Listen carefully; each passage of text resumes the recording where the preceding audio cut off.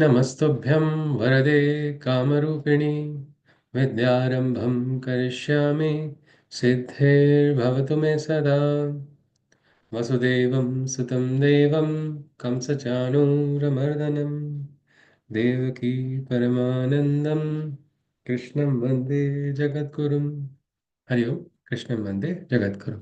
Yes, can someone recollect anything that we saw last? We form the link and move ahead. Yes, anybody? If you can recollect something that we saw last.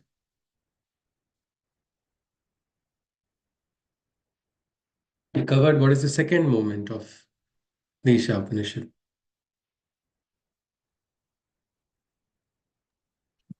Okay, Sudhakar ji is saying something. No, no, Yes, no, sir. no, No, all right, sir. no. Yes, anybody. Yes, please. Yeah, All right, Chitra ji to the rescue. Okay. Yes, ji. yeah.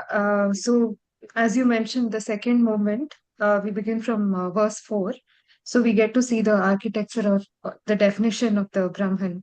So, that we get to see, we understood that the Brahman is beyond the mind, and though Brahman is fixed, yet he travels faster than the mind. And Hmm. he is also beyond the gods, and he is vast, infinite, and fast as well. He's present everywhere. He is the supreme master who controls the world events. Yeah, and Master we of also, life, Matarishwan. um, Yes, and so this concept of the Brahman cannot be realized by the logical mind. We have to expand the thinking abilities and understand that there's a limitation of the mind which cannot perceive this entirely. And then in the fifth verse, we see the qualities of the Brahman. We realize that he is everywhere and there is no place that he doesn't exist. And this is how we perceive the divinity in everyone and everything. Um, the qualities like he moves and does not move at the same time. He is near yet can be far. So he lives in every entity and also beyond. And then in the verse 6, once we realize this, that the divinity exists everywhere and is within everyone, this eliminates the lower thoughts and like the emotions of hate, everything, and one is truly liberated from those as he perceives nothing but the divine's existence everywhere. And then finally in the verse 7, um, so when we realize that all are one, it allows one to transcend delusion and the sorrowness. So this knowledge, what we saw, allows us to see the world in a perspective of positivity, oneness, and try to understand the higher cosmic truth. This yes, is something that we have to see, use practically, and not just have the knowledge on. We just yes, have to use it practically as well. Yeah. yes, absolutely. Yes, Chitra ji, thank you. Anybody would like to add further to what Chitra ji just shared? Yes? So, all right, if it is not, then we continue. So, what is one beautiful aspect is when we get to realize that all is one, all is the Brahman, then where are you going to run away from the Brahman? First of all, there is no place where Brahman is not there, isn't it? And what can you reject when you are seeking Brahmagyan? Do you have the option to reject certain things based on preferences and choices? No. Means what moha will be there? What shoka will be there? What great grief is going to be there? That is going to make you suddenly get what we call this with Vijayagupsati. It's like how you are going to get a rejection, a disgust for the world. No, it's not. This world is beautiful. Yes, there is vikara, there is vikruti, there is distortion of that Brahmic truth also in this world, in this Prakriti that we are experiencing. That I don't think we need to get a sakshatkar separately, isn't it? He has got that sakshatkar. In the world, the distortion from the ideals that is visible. But rejecting the entire world because of this distortion, that is not something we can afford because this Brahman is present in this world also. And this Upanishad again and again tries to bridge the divide. Many people believe, isn't it? This is material life, this is spiritual life. Now, the third moment is going to beautifully tell us that how these two also, there are two extremes, and sometimes in both extremes also, there are two different routes, not leading to the highest destination. It is not a binary, this or that. It is something which is beyond. Now, the Brahman, we all understood about the Brahman in the very start. Isha Vasyam Idam Sarvam Yat Kincha Jagatyam Jagat. The very start was about Isha, isn't it? Isha is the Brahman. Everything, that Ishwar, that supreme Brahman. But then there are two facets of the Brahman. One first facet is the silent Brahman, is what Sri Aurobindo calls the Akshara Brahma. And then there is that Brahma which is there manifest in the Sansara also, which is manifest in this Bhuloka, which is manifest in the Prakriti also. There are two aspects of Brahman. When we seek, then where do we seek? Do we seek the Akshara? Do we seek the silent Brahman? Or do we seek the Brahman in this world? Anybody?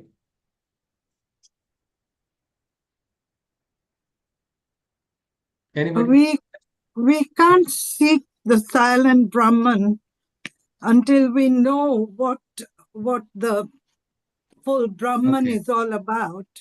In All order right. to seek the silent, we got to experience the other side as well. So if the road is, branching, so one is the silent Brahman and the other is the Brahman which is present in the world. Which one would we take? After a bit of experience of life, one would go towards the silent, I guess. Okay, after experience of life, the silent Brahman knowledge would come.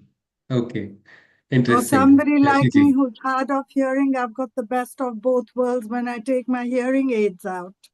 Oh, sorry, I didn't get that analogy. What did you say, Ji? I said for somebody like me who's hard of hearing, when I Okay, Ji. take my hearing aids out, I experience both the worlds. Okay. No, you All you right, Ji. you you become a silent Brahman there. You yourself are Yeah, becoming silent Brahman. sometimes Okay. sometimes So it's a that is you've real said relief nicely. not to hear all the sounds. Yeah, yeah, it's actually one way nice. Nobody can object to what you're saying that time. Even if they do, we don't have to worry.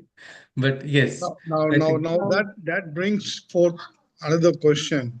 yes, Why sir. Brahman has characterized himself in these different forms? Because there is, if you see, there is the duality, isn't it, in the world? There Yes. is a Purusha and there is a Prakriti. There is a creative spirit, there is a manifesting spirit. Now, if these two are meant to be separate only, the question will be asked, what is the use? Why is there no union? Why Mm. are they separate? Isn't Mm, it? May I? Yes, please, Rachna ji. Yes, ji. It's not as if there is no union. It's my Hmm. perspective, probably in the way that I see it. Um, if I see in whatever in whatever I do for somebody or I do for myself, I Hmm. look at the work to be done as the highest truth. Okay. Even if God were to come in front of me, maybe I would not do it in a better way. Okay. So, So, in this light, how are you connecting it to the Brahmans, the question of Sudhakarji?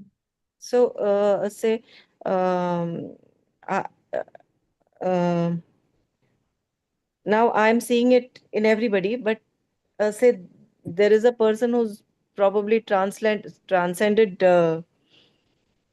everything. Okay.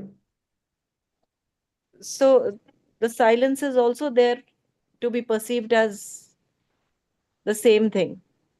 Okay.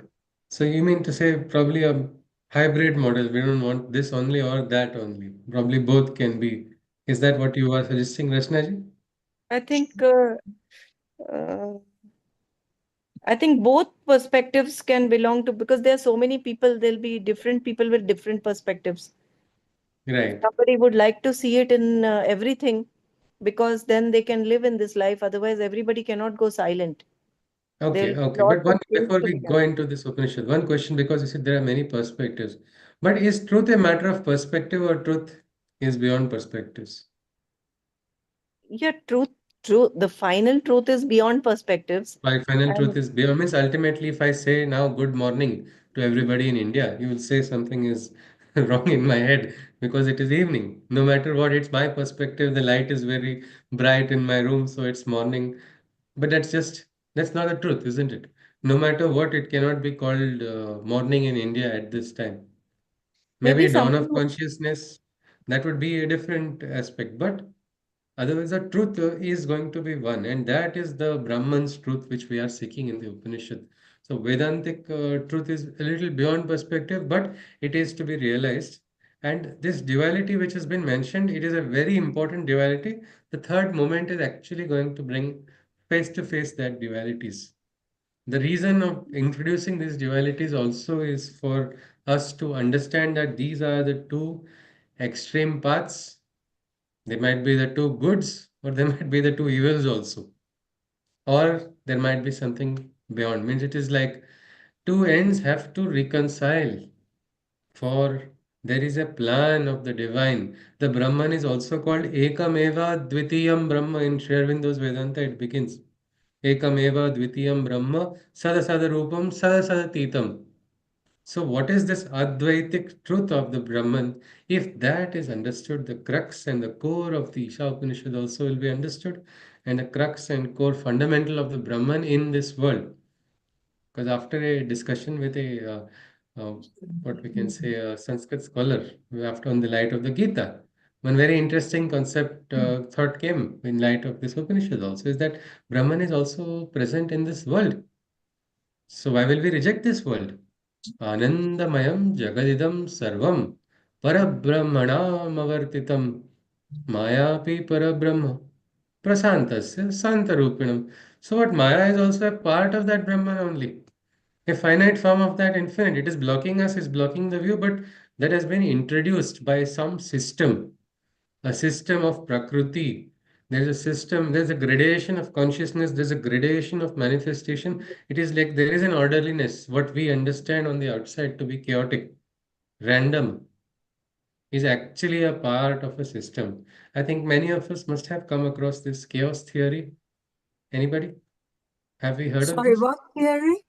Chaos, Oh, chaos chaos. theory. Anybody? Have you come across this?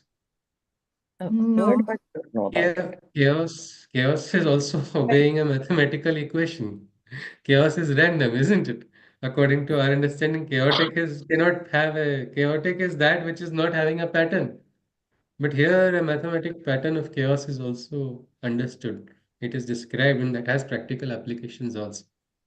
So now this is what this Upanishad, what it starts is it again shifts gear back to who?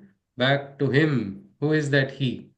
The Supreme, the Brahman, the same one who was Ishavasya. Here it begins with Sa or he. He refers to the Supreme Purusha, the divine. So without much delay, let us look at the next moment, which is the third moment.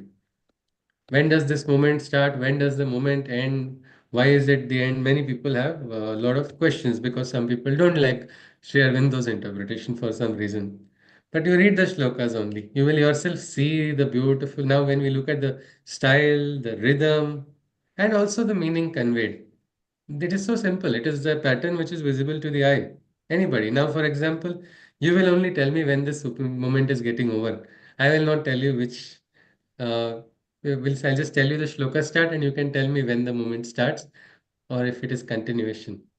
So let us see now the next moment, which is the moment three, the third moment. So it says, Sa paryagachu kramakayam avranam asna viram shuddham apapa vidham kavir manishi paribhu swayambhu yatha tathyatordhan vyadadhacha shvatibhyah samabhyah. It's actually a very beautiful shloka. It's actually having a lot of sandhi in it, so it's difficult to read, but the words are very, very important. It is speaking about a pattern. It starts with sa. Sa is who? That. Saha. That. Means the Brahman is also called he. The Brahman is also called that, addressed as non-gendered, neutral also as that, but also as he when looked at in the Purusha form.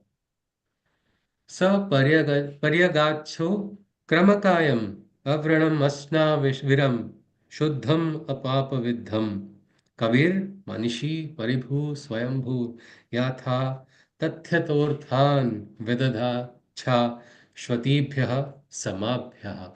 What is this? It is the Immaculate One who has transcended beyond body, evil, and flaws. Into light he has yonder extended from the prophet, the realized thinker, to the omniscient and the self's manifestation. In stages organized aeons ago by the eternal, since nature's inception. It is, if you just look at it, it is trying to remind us again about the Brahman, where it is taking us to that same one. Who is that? Isha, Vasyam, Idam, Sarvam. Everything belongs to that divine. Something, this moment is again connecting us to that divine. But how is that divine being described? That divine is the one. How is he? He's Paryagacha, that who has gone. He has gone where? Where has he gone? He has gone, he has transcended. He is that state or that state of consciousness that has transcended. Transcended what? The limitations of our existence, limitations of mortality. He has transcended beyond body, evil, and flaw. Into light, he has yonder extended. In this Sharira itself, we have flaws or not? We have plenty. That's why we go to doctors, isn't it? We try to remove that disease. But then, even in this world, also, so many different places, we see that there is what?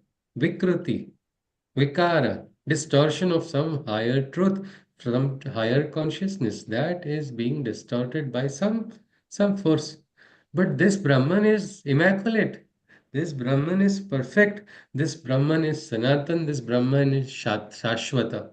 That which is eternal, that which is pure, which is beyond all of these flaws. It is perfect. This is that consciousness. And what is it being told? That he has gone ahead, means that is a state which is beyond. Probably he has gone ahead, maybe we also can go ahead. Probably we can also try to reach and aspire for it. But then there are stages. These stages also have been created by the divine only. Stages for what? Stages for ascension, stages for transcendence. What are the stages? The four of them have been described. Kavir, Kavi, Manishi, Paribhu, and Swayambhu finally. Who is the Kavi? Anybody?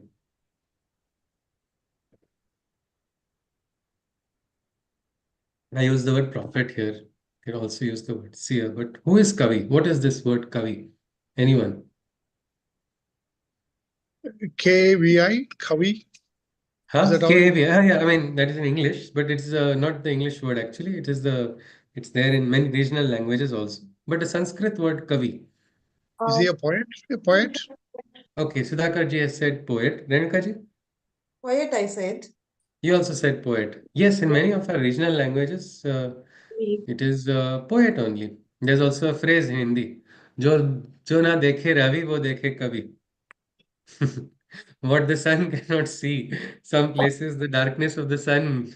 I mean, the sun is not reaching and there is darkness, but the poet is going to visualize.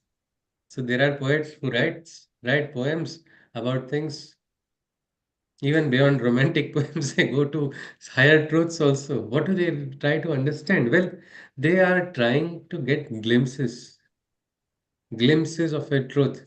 And you will not believe, in the Rig Veda, the very first sukta itself is you having the word kavi, which is like an exalted state. So it is a little bit more than poet in Sanskrit. It Yeah, is what we call like yes, ji? Vyasa Vyasa Kavi, that is the one who is the one Rishi.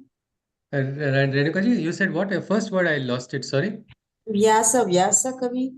For Ha, him, there. Vyasa Kavi. Vyasa is also like a title, and Vyasa is the a great one who compiled the Vedas. So yes.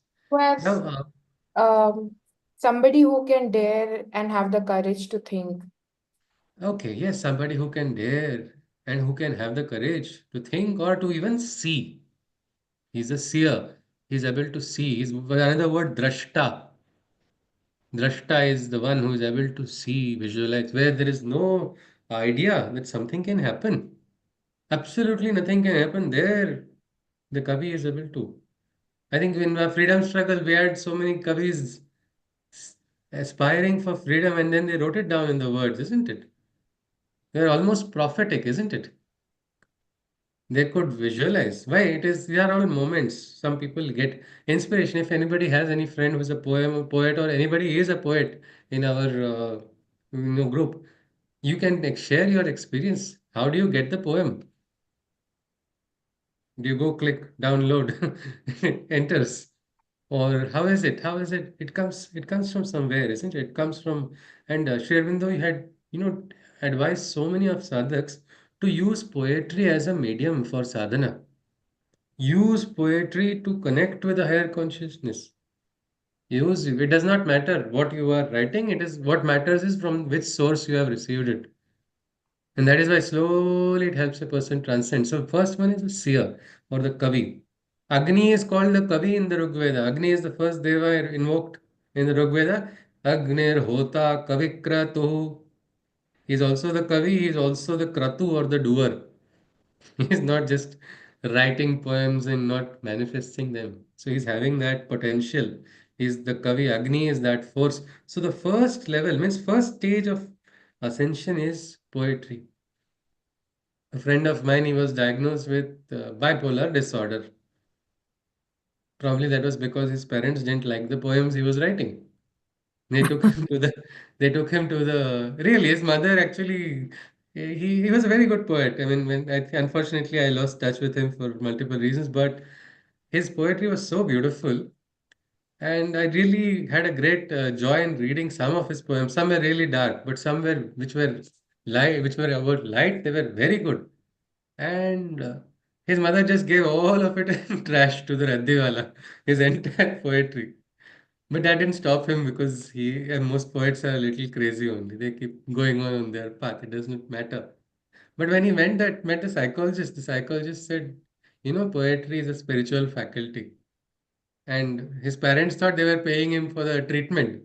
But he said, I would enjoy having beautiful discussions with a psychologist. Every time I look forward to go there, there was no treatment. We would discuss on spirituality and he would send me back.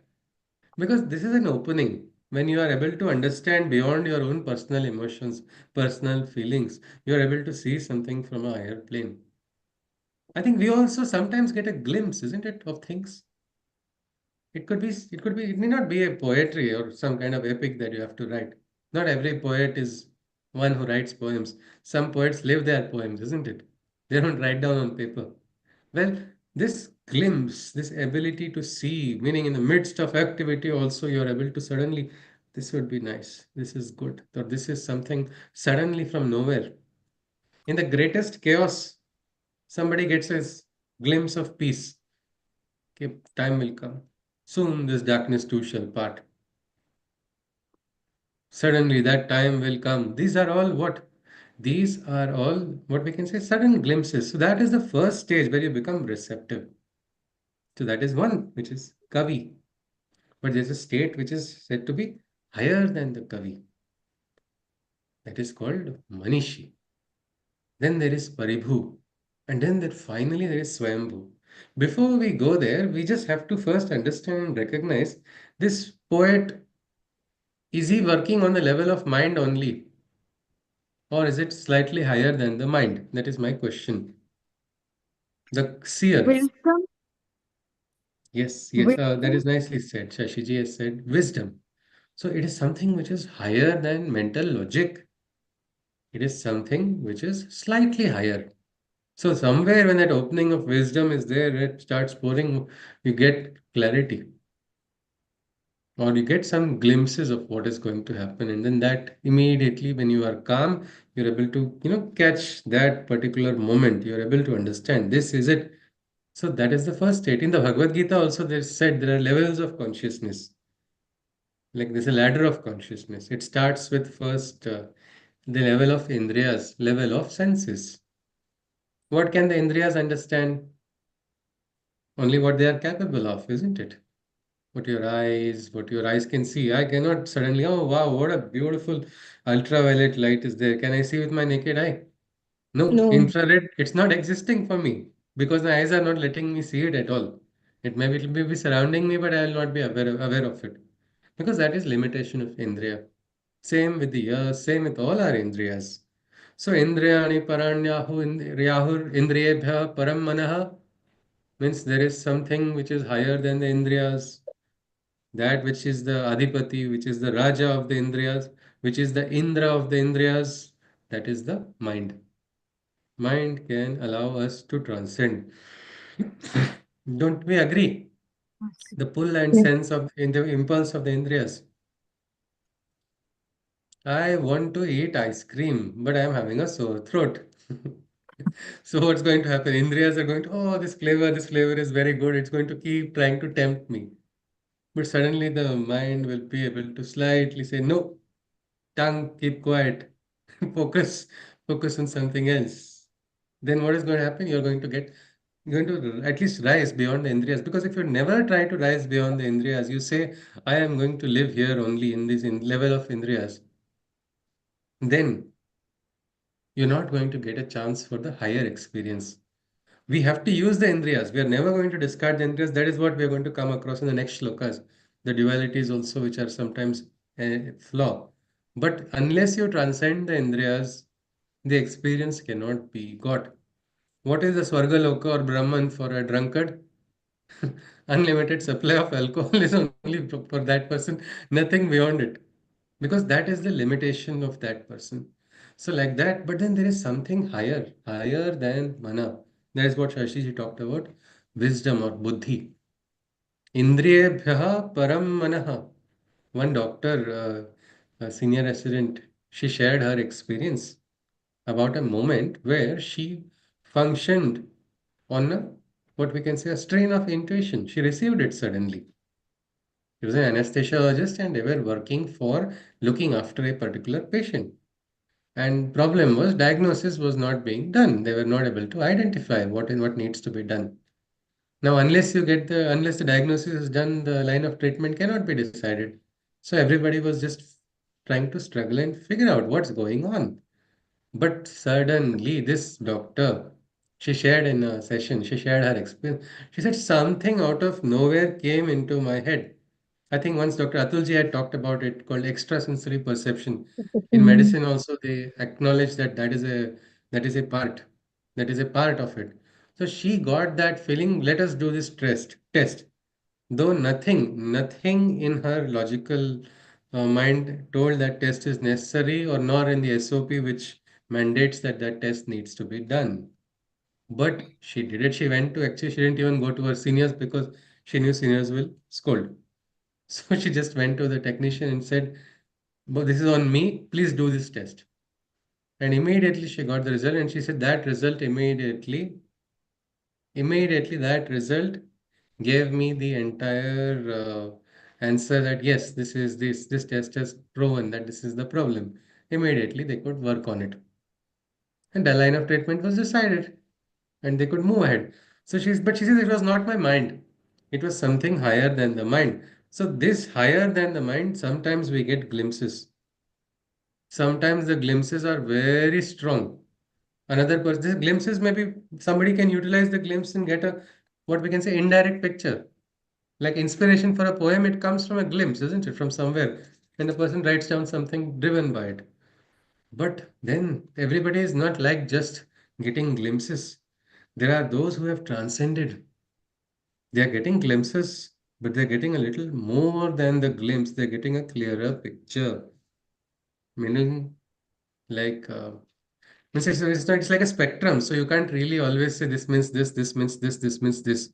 These are levels, gradations of consciousness. Like I told you, this doctor shared her experience. Another baker, Viniji, she's I think not in Pondicherry now, but she had shared her experience. She owned a cafe. After finishing her work, she went home as usual. She was climbing up the stairs, and she then went to her usual place. She sat down in her hall. She would watch one serial. That was her relaxing time every day. So that was her SOP for her. She watch this every day, no matter what happens. So she really enjoyed it. But then that day she got a strong feeling, go check on the neighbor. Go and check on the neighbor, because her neighbor would also, after she sits down, he would say hi, and he would go up and she would see that every time. So this time also it happened as usual. But that thought kept telling, not just she was like, go and check on the neighbor. That was a thought that came into her head. It's like a full statement, isn't it? Just not like, go, what is happening there? Go check. No, not curiosity. That line. And she was so irritated because she wanted to watch that serial, but go and check on the neighbor. That thought kept coming once, twice. She got so irritated. Let me now go and check once so that I can watch my serial in peace, was her thought.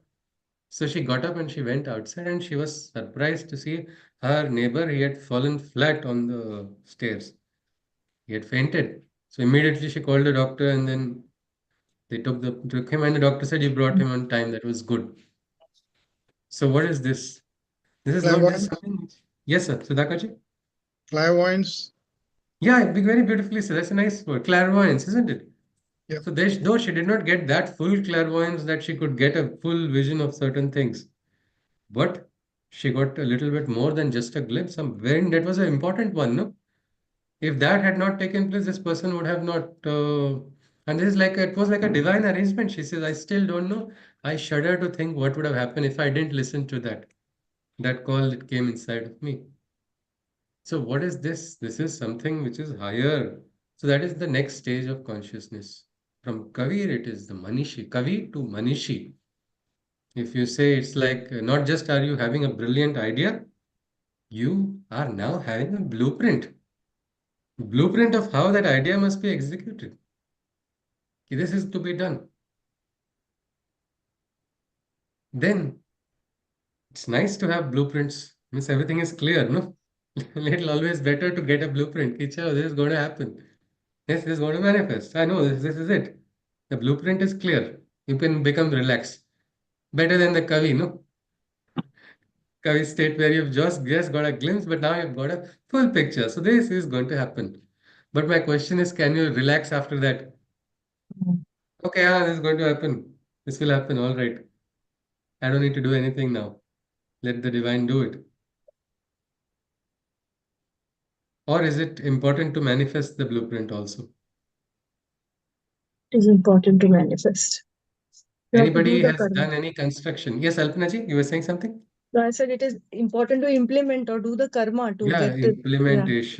implementation, because in this Bhuloka, there are n number of forces beyond our comprehension of the mind. Maybe when we go into higher states, we might become comprehending. That's what these stages are talking about. When you reach that state, you might understand with better clarity. But important, no, it is to manifest. My question is, has anybody done any construction work for a building? Anyone? Mhm. No. Or anybody has seen that you need blueprints for before construction? Yes? Or Yes. anybody? Yes, Minalji is saying something. Yes, Minalji. Yes, sir. I have worked as a civil engineer, so used to do Ah, that blueprints. used to do the blueprints. Acha, this is wonderful. But Minalji, one question. When you do the blueprint and on-site execution, is it very same? It's just No, I've done the blueprint. no, Mhm. No. no. Why There would not? Why be not, changes. Minalji? So Uh, many like changes, no? yeah, yeah, Yeah. yeah. So many Yeah. changes, and at the site depends upon the what we can say uh, requirement. Huh, There would be required to change the huh, design, the and purpose, the everything. client is like all ever changing, dynamic, effervescent. First, he has told this, I want like this. Then he says, no, no, increase these two more stories. Then let this also happen. Then let this also happen. Reality has changed, isn't it?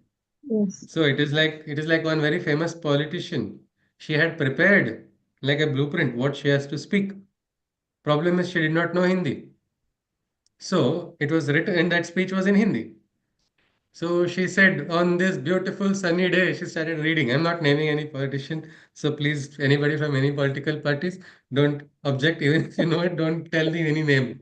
So she said, on this beautiful rainy day or sunny day, she's saying sunny day and it is raining heavily, and she has not understood that the ground reality has changed right from preparing of draft of speech to speaking it in such a small time that reality has changed.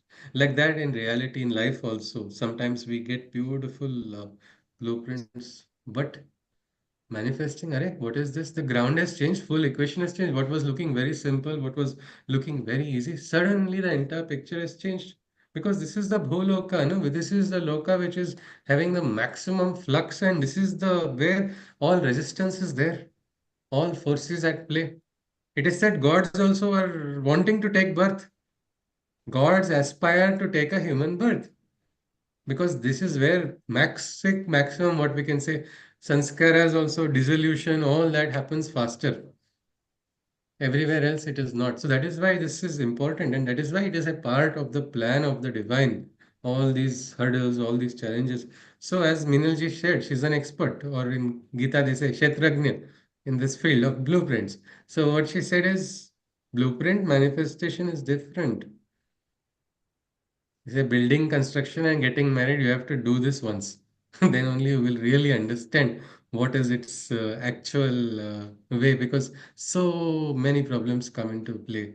One idea is thought, another thing happens, so many other hurdles. So Kavi, Manishi, then comes Paribhu.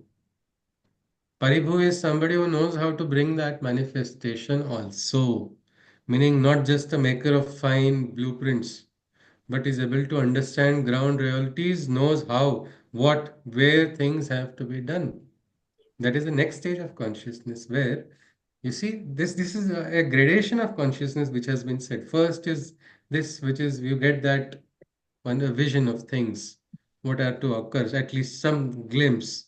But then as that this is a movement towards Brahman also actually, as we go and rise in consciousness, then we are able to get some greater pictures. Then not just getting that, you're able to manifest it, meaning you are dynamically, actively participating in the play of forces. You are able to actively get involved. That is that stage of manifestation, which is called the Paribhu. And what is beyond Paribhu? It is Swayambhu. Swayambhu, meaning what? You are the creator, you are the manifester. Means it is like you are now creating the ideas. This is the level of consciousness. And this is the beautiful game of Leela in that has to be played, that has to be played consciously in this Bhuloka, in this world. Then we are going to really enjoy. Otherwise, it is going to be only we are going to become what we call ping pong balls in the game of Maya. One force is hitting us this side, next force is hitting us on the other side, and we have no control. But this is that movement, this is the gradation, and this gradation has been kept since when? Well, since ancient times, since the inception of nature, or since the inception of Prakriti. So this is what that shloka number 8 is talking about. So, Shruti, Yes, Ji. Please tell me, so Ji. the difference between Paribhu and Swayambhu is duality and singularity? Ah, yes, yes, yes, yes. Now this person has become one. It's become one with the consciousness. As Tukaram said, no, I went to see God. I didn't know when I became one. Means now it's Swayambhu. Here it is like this in this Hindi phrase is saying also, Khud ko kar buland itna, become so strong, become so powerful that the divine only will come and ask you, tell me what is it that you wish. I'll manifest it. Beta, tell me. I'll do it. Well, that is the stage. That is how the sadhana goes ahead, how a person moves ahead. So these are what we can say stages. And so immediately this is again, isn't it talking to us about this world or becoming active participants in the world, or it is telling us to leave from the world? This shloka also bringing us back, isn't it? back to the reality, back to manifestation of different gradation of consciousness. That is being reminded. This is why this is a very special Upanishad. Anyway, let us continue. And how do you So manifest what you have decided? I it's mean, not I you hear. who is deciding, Alpanaji. But sorry, please continue your question. Sorry, I Yeah, interrupted my before you question finished. was, yeah, I mean, we understood this Kavi who is a seer who knows more than a poet, who is a Hmm. drashta, like you know was what I have to do. Manish is the one who goes beyond that and gets more than glimpses and translates it. After having done that, when you say that Paribhu is the one who manifests, he has to go beyond the ground, understand the ground realities and overcome them also, so that what has been decided is implemented. But how do you do that actually? How do you By come to that yoga, stage? by yoga, Yoga. by Okay. sadhana, Sadhana no? only. Okay. By No. oneness. That is why we have to do sadhana in this life, I see. in Okay. this Okay. world. So Because that this is is the tool. Vedanta. Yeah. Mm-hmm. Yeah, yeah, because that will only, this is not means that is what I said. If we do not do that, we do not rise beyond the usual consciousness, we are not able to think beyond the mold of our Mm-hmm. everyday life. True. Only the swartha of the limited swartha of an individual, my promotion, my work, my Mm-hmm. this, we all know that. No, me, mine will not take us anywhere, will True. not give us anything also. So we it has to, and that is also, it is fine. It is like sometimes I is ahankar, but when that ahankar starts, enlarge it, no? Enlarge, make it bigger. Acha, theek hai, how much I will do for me? No, only you. Why don't you try to do bigger? Okay, I'll do it for my family. Acha, but what is your family? Vasudhaiva Kutumbakam. Oh, Mm-hmm. humanity. All right, it has got wider. So slowly, True. slowly, and then that I bubble only will burst. It will become one with the Supreme. That is how the movement. It is actually a movement, what they call the avidya, which is from the eye level. There is a Mm-hmm. movement which goes directly into the what we call the silent Brahman. That is called Vidya. There are two routes, Vidya and Avidya. That is what is going to be covered in the next set of Okay. shlokas. I'll Yes, wait. Ji. So, अंधा अंधं तमः प्रविशन्ति ये विद्यामुपासते ततो भूय इव ते तमोय ओ विद्यायां रताः. Entering into a darkness deep and blind, the followers of ignorance you will find. But the rigid followers of knowledge, that is considered exclusive, only sink into a condition of darkness, even more elusive. I'll just read it once more. This is like a riddle, little bit like in many places we have this. Even if you see in the Gita, Atmaiva Bandhuratmana, Atmaiva Ripuratmana. What is the meaning of this? Well, your Atma is only your friend, or Atma is only your enemy. When is my Atma friend? When is my Atma enemy? If I start attacking myself when I am my friend and start becoming my enemy whenever anything good is coming, then I'm not going to allow something high to happen. Same way, if I become a friend of all negative things, again I'm going to destroy myself only. So that it we understand from that a little bit deeper, we see it is actually how the perspective of a person shapes that individual.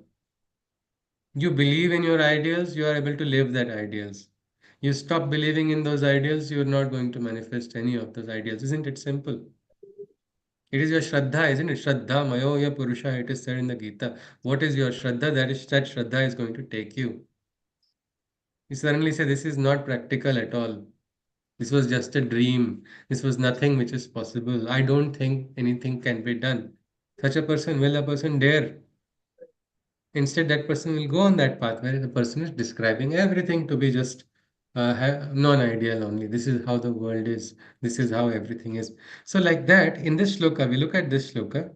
It talks about andhan tamah pravishanti ye vidyam upasate tato bhuya ivate tamoya u vidyayam rataha. So, let us just see a little bit closely. Entering into a darkness deep and blind, the followers of ignorance you will find. But the rigid followers of knowledge that is considered exclusive only sink into a condition of darkness, even more elusive. We'll look at it one by one. First is this darkness. Have you heard of this Tamaso Ma Jyotirgamaya? Nityam. What is the meaning of this Tamaso Ma Jyotirgamaya? Anyone? Take me from darkness into light. Taking darkness into light. So what is the meaning of that? Somebody in a dark room is somebody is pressing the electricity, bulb or light. Is that what is this darkness and what is this light? Alpanaji. Ignorance to Uh, wisdom. yeah, Okay, ignorance. I think Shashiji answered. It is ignorance to that's true wisdom. wisdom. Yes, this tama, And darkness. Darkness is in the absence of light or the absence of knowledge is called darkness. things of knowledge. If you see And the they role, also yes, say yeah, that they also Haji. say that knowledge is also within you. You have to just remove those. Yeah, Uh, darkness. yeah, Absolutely, it is there. It is there. it is there We because have nobody it. can really transfer knowledge inside you. It is there. You have to just realize it. Yes, Like how you, if there the- you have a burning coal and if you there are. blow on it, then the ash goes away and Yeah, then actually it burns that way. they blow and let the ash go away, or Yeah, let that cobwebs, all that of is them, where they the are light there, which comes. are Yeah, preventing. Yes, yeah, then that guru's role is also that only, isn't it? correct. Yes. Ajnanatimirandhasya. It is called Timir and Andha. Mm-hmm. Ajnanatimirandhasya Jnananjana Shalakaya Chakshurunmilitam Yena Tasmai Shri Gurave Nama. What Mm-hmm. that guru is not ophthalmologist because he's opening the eye from cataract. He's actually, what is he opening the eye? The eye which is the Jnana Chakshu or the inner eye which is present. Again, everybody would start searching for inner eye. If you literally, Arjuna also, Krishna gave him he gave him a new drushti with an inner eye, opening the inner eye. Somebody would interpret it as he did some kind of physical Yes. operation. No, it is Mm. not that. It is the inner eye which is present in every single one of us. It is like suddenly somebody who is doing a particular work and suddenly the realization dawns. And oh, I was trapped. That only was the illusion. The feeling that Mhm. I was trapped was the illusion. What will happen then? Then who is going to trap such a person who has realized that the person is free? This is the understanding. So this is important. From darkness moving to light. And this particular aspect here, if you see, andham tama praveshanti ye avidyayam upasate. So anybody who walks on the path of darkness and ignorance, what's going to happen? They will go further into darkness only, isn't it? But the rigid followers of knowledge that is considered exclusive only sink into a condition of darkness even more elusive. How can this happen? The one who is seeking knowledge he is getting into a bigger trap than the one who is walking on the path of ignorance. What is this? How is it possible?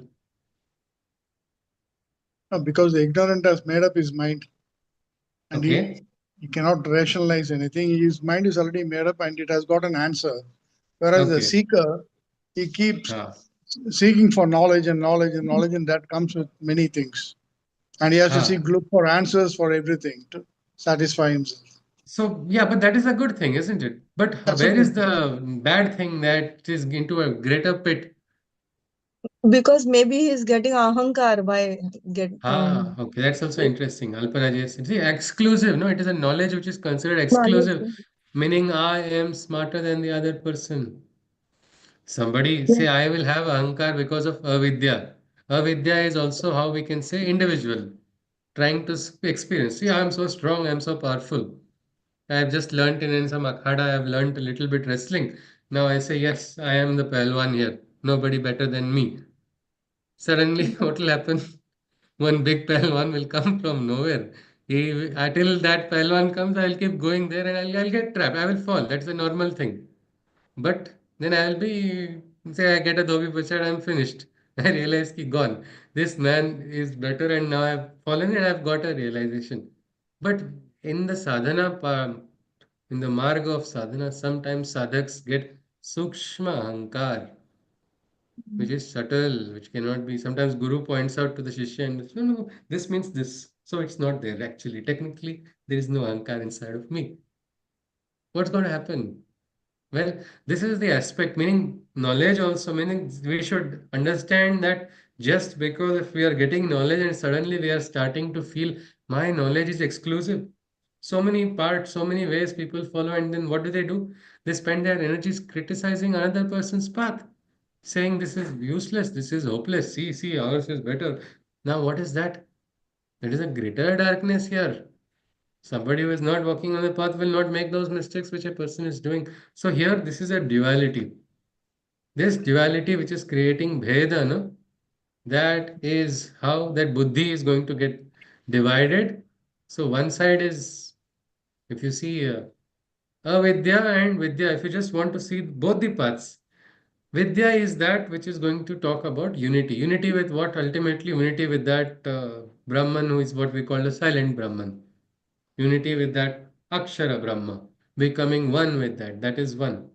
Avidya is what? Multiplicity. But both these paths also, you see, the Vidya path and the Avidya path.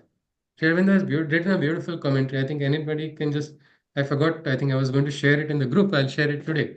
The ashram website also has it, the complete works of Shervindo on Isha Upanishad, volume 17. It is beautiful.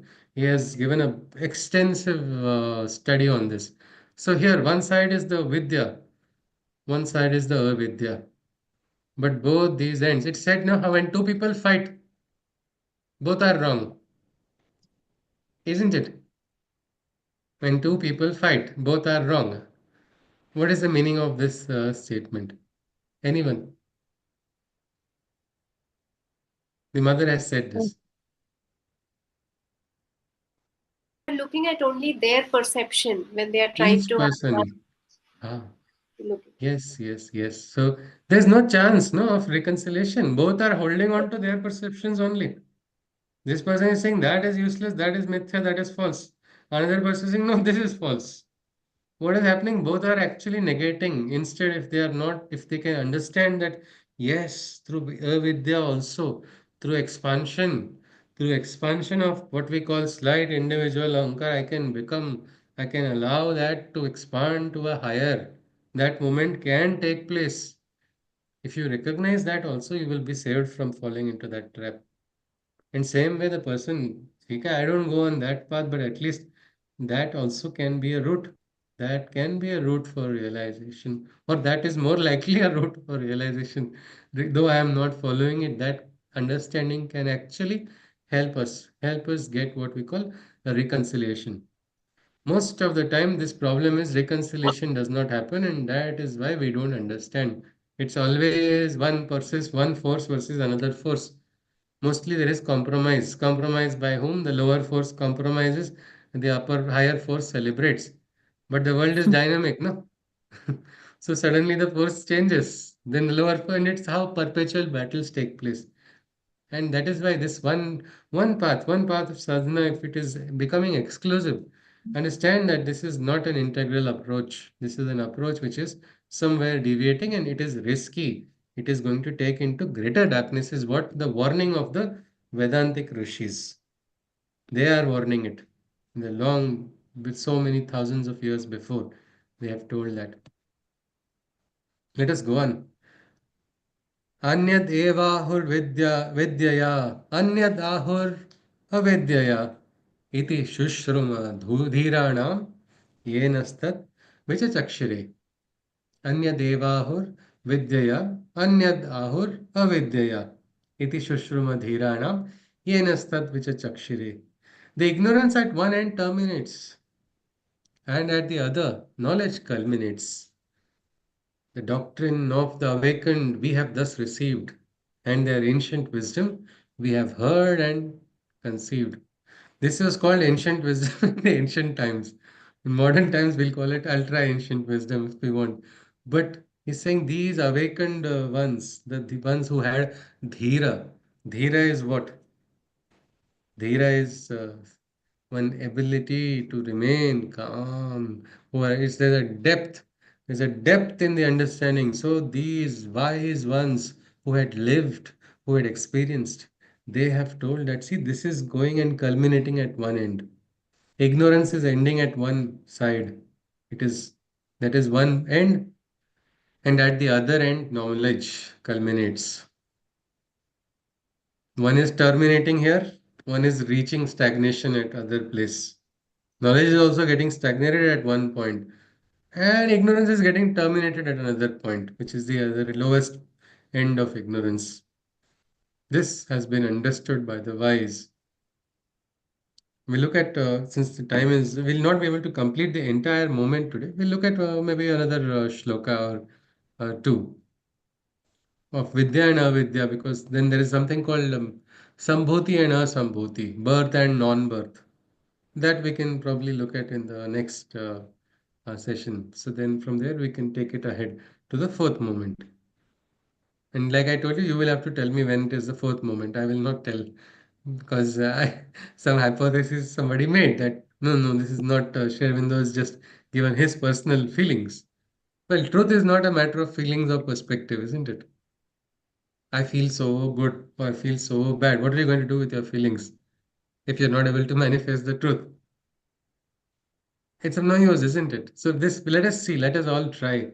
Let us all try to see if we are also observing the moments. This particular moment, I will not share when it gets over.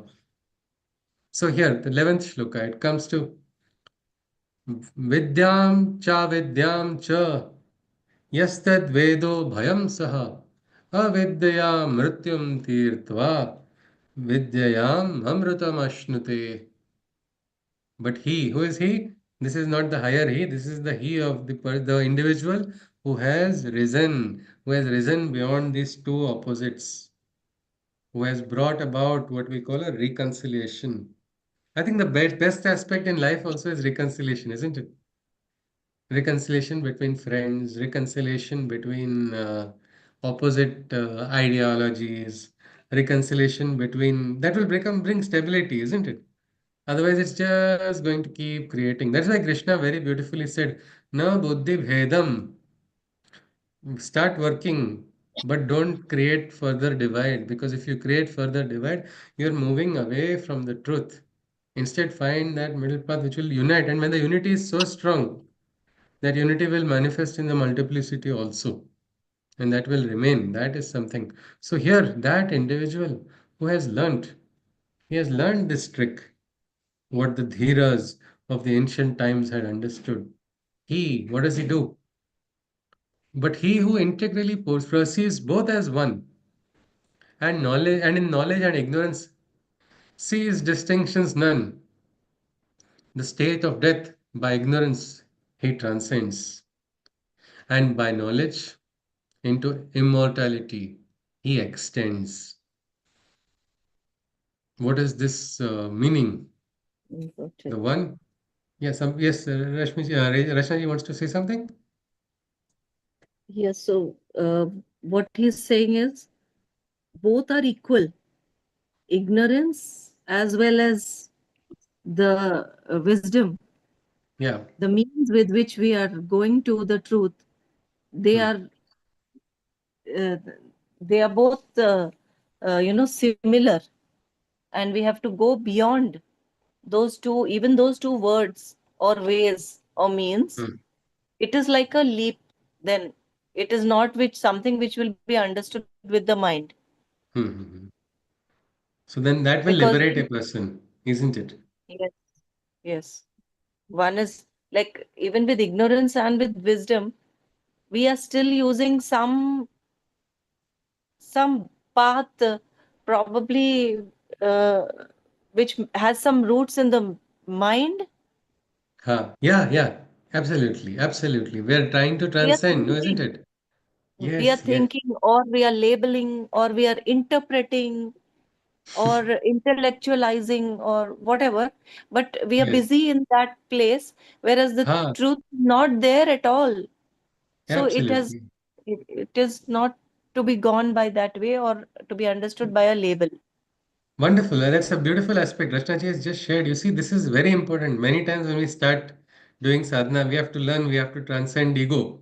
Immediately, see that person has ego. This person is egoistic. This person, this immediately starts.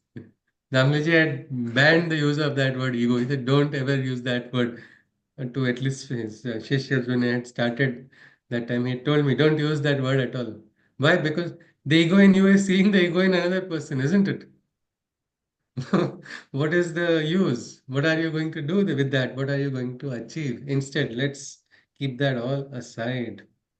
I remember when I was very young, my father's uh, HOD, professor, very senior professor, anesthesia. He was the HOD. He had bought a beautiful T-shirt. It was written, "I know I am wise, but people think otherwise." He is in Trupti, no? Whether I am having knowledge or I am having ignorance, it is all right.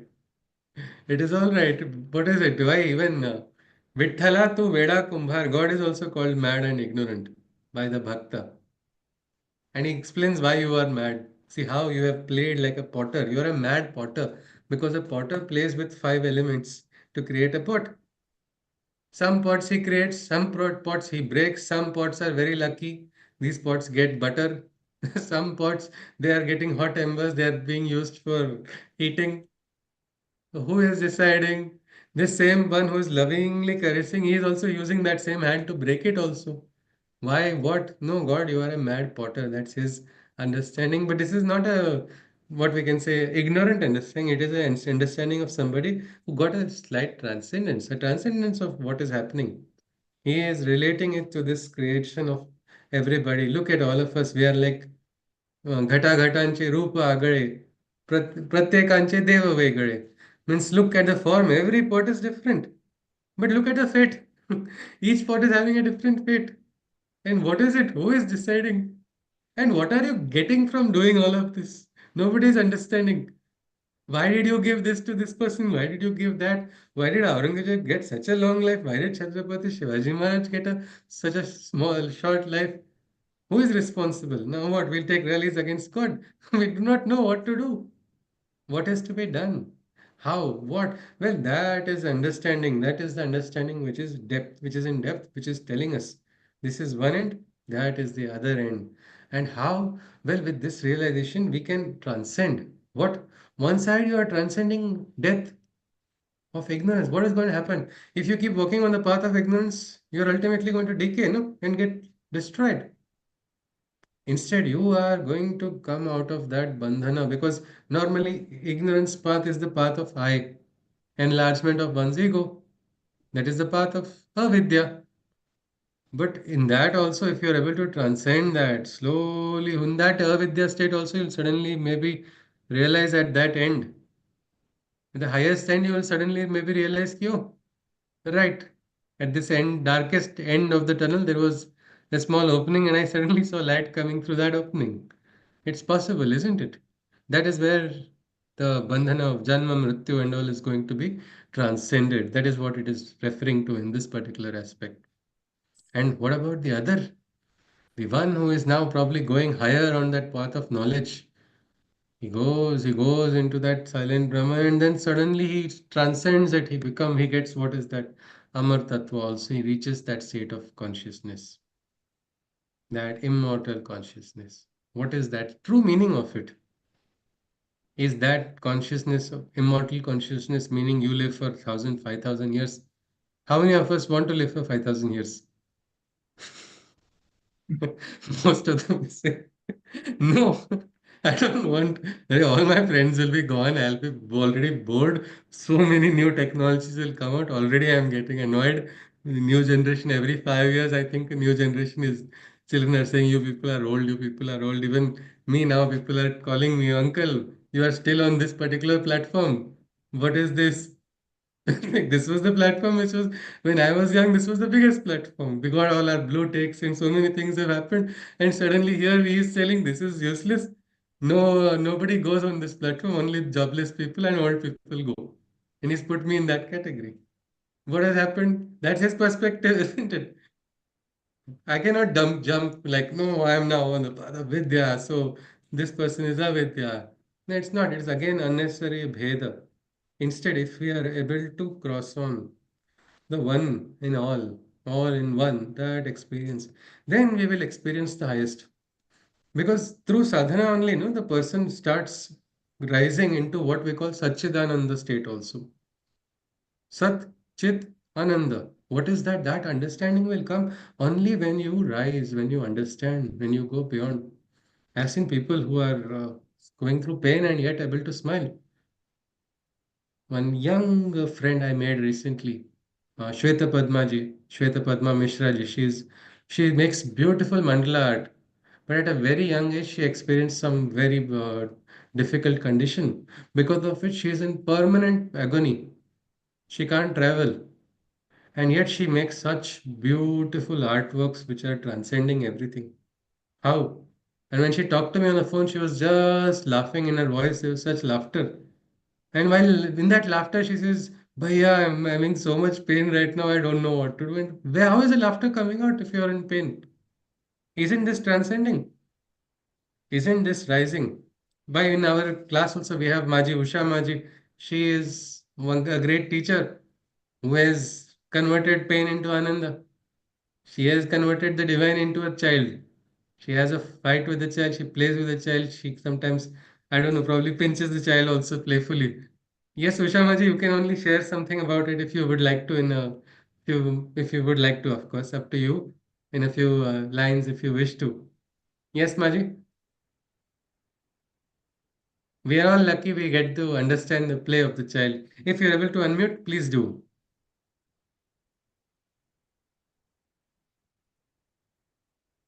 No compulsion also. Yes. So anyway, later on, maybe if you feel like. So this aspect of transcendence, we have to realize. When we realize it, then we'll say Swena Swasmin Swayam Brahma Sway Mahimni Swanubhutam. You will get that anubhuti, you will get that realization. But if you have to get the realization, you cannot dismiss the divine. No, no, divine cannot be in my neighbor. That person talked to me in such a bad manner. I get irritated looking at the face of that person.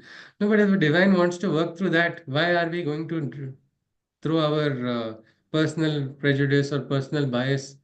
Same way it happens in the world also. We create molds, we create rigid understandings, and then throughout our life we fight quixotic battles. Sometimes people don't know why two people don't talk to each other.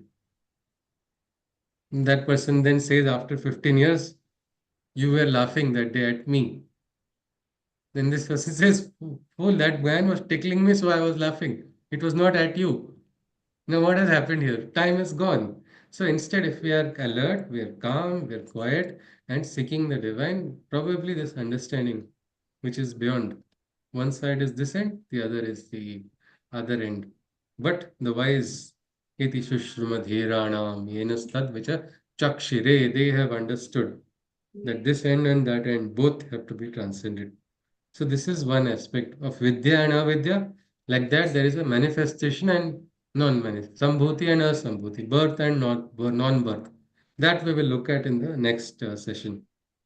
So if anybody would like to ask or share something, you are welcome. Or we look at the summary. Somebody is jumping off, not from anything very high probably. Yes, but most welcome. Yes, Ji. Anybody? Could you like to summarize?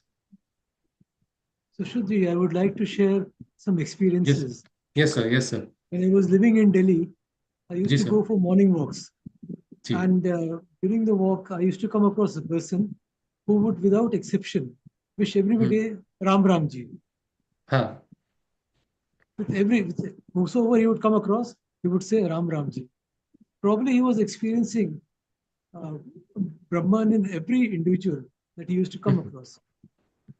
Yeah, definitely, definitely. We do not know, no? We do not know. It's a He it's did a not know. metaphysical realization. Yes, sir. There was another lady who used to come for walk, and she would go around hugging trees, just embrace Ha. the trees like this and Ha. talk to them.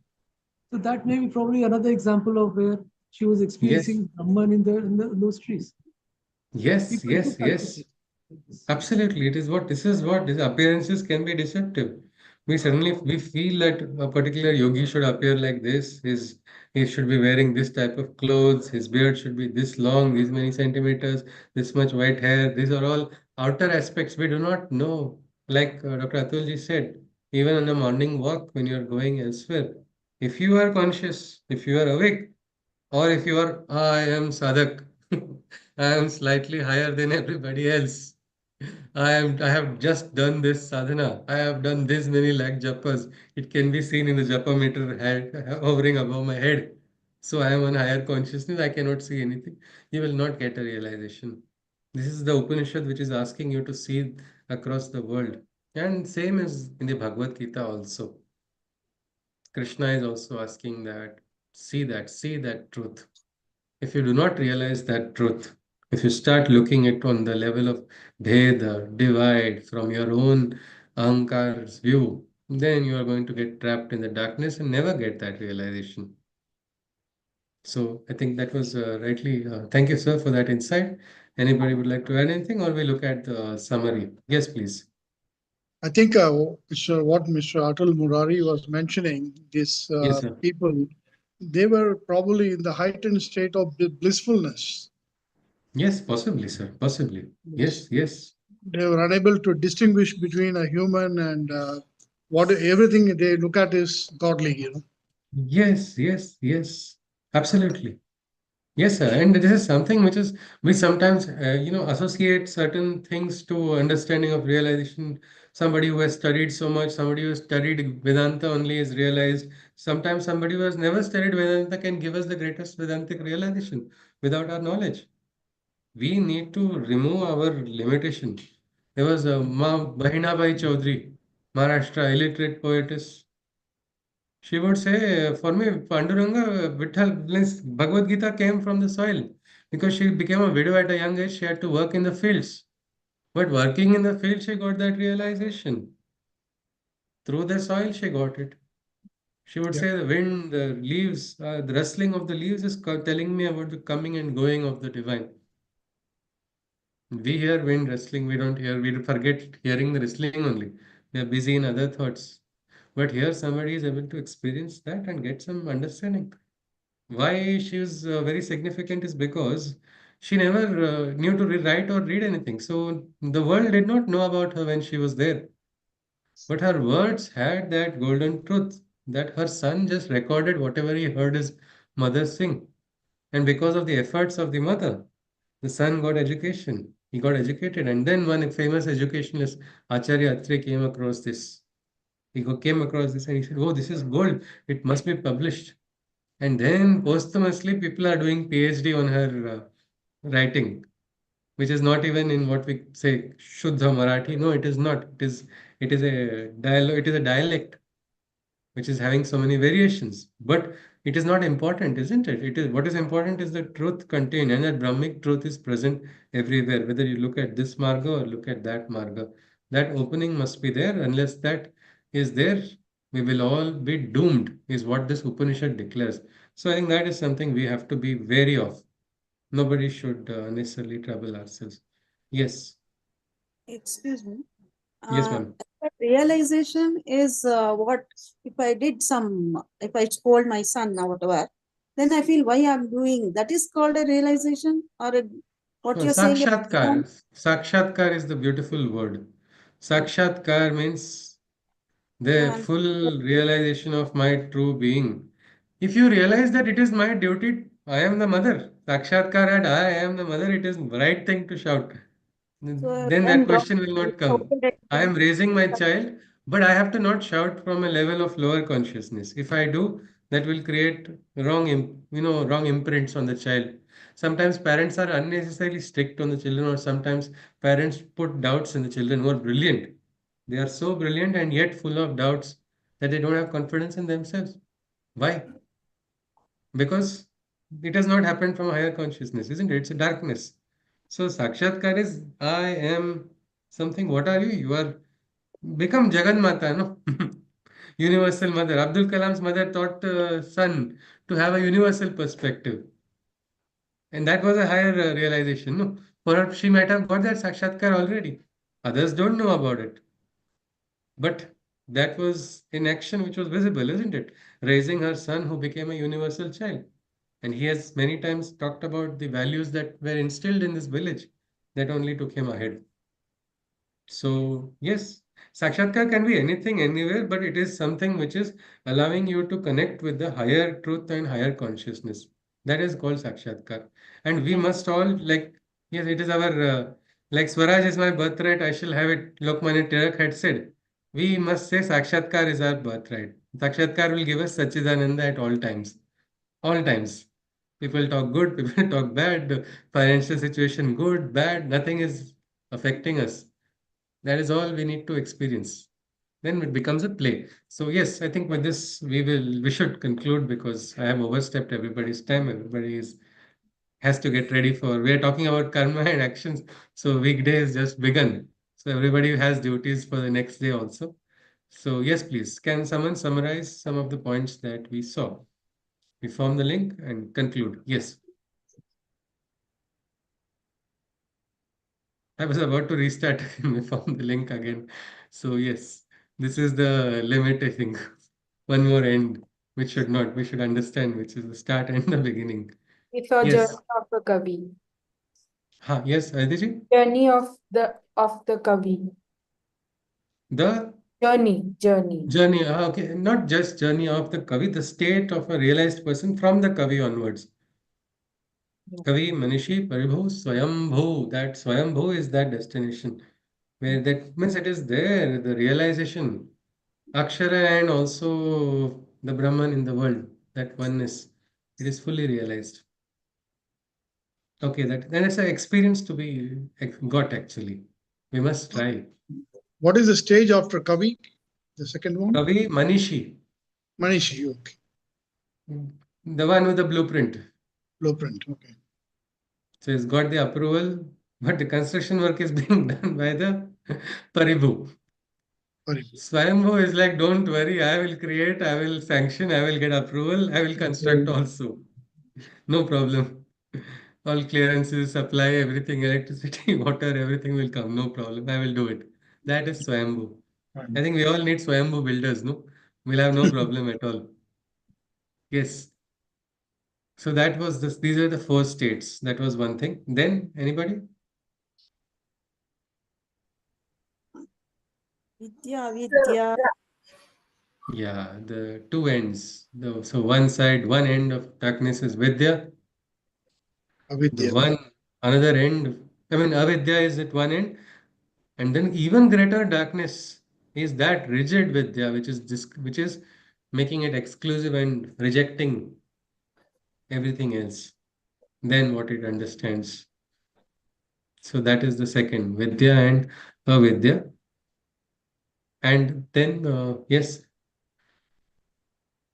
who is that who is transcended or something, who is able to transcend these two? So we saw that the Brahman has transcended and is Okay. immaculate, eternal, and perfect. Ji. And also we saw that we have to cross beyond the Indriyas. It's only then we will reach the next level and experience the divine. Yes, yes. We have to rise beyond that to get the realization. And the last shloka that we saw was about how the wise had understood that they are able to understand this end is getting, knowledge is terminating at, it's culminating or it is reaching a highest peak at one end, but there is something beyond that peak also. And they're understanding that no, ignorance also is getting terminated at this end, but there is something beyond. Somebody who is able to understand that these two are still ends and not the final. That person is able to transcend, transcend what the limitations of mortality also, and through Vidya into that immortal consciousness of the Brahman. So I think that is it. With this, we will conclude with the Shanti mantra. Yes, please. सर्वे भवन्तु सुखिनः सर्वे सन्तु निरामयाः सर्वे भद्राणि पश्यन्तु मा कश्चित् दुःखभाग् भवेत् हरि ओम् तत्सत् कृष्णं वन्दे जगद्गुरुं Hari Om. नमस्कार हरि ओम् Hariom. Hari Om. Hari Om. Hari Hari Om, Om. Guruji. Hari Hari Om. Om. Thank you. Hari Om. Hari. Hari Om ji. Namaste. Hari Om. Hari Om, everyone. Hari Om. I conclude. Hari Om. Namaste. Hari Om ji. I conclude now. Thank you, Minal ji.